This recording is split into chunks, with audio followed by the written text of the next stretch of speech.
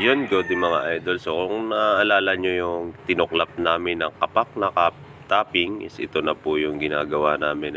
So, nagbakal kami dyan, 60 yung pagitan, puro 10 mm. Din yung sa kabilang side is 40-40. Then kumapit kami ron sa mga bakal na possible na galing sa biga or So may nilutang po talaga kami niyan nung nag-slab kami sa garahe, para madali lang namin maitap yung mga bakal namin.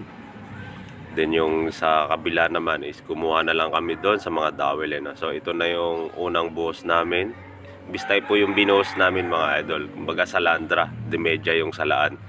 Yan yung ginamit din. Ito naman yung bali-anim na yung nahahalo namin dyan.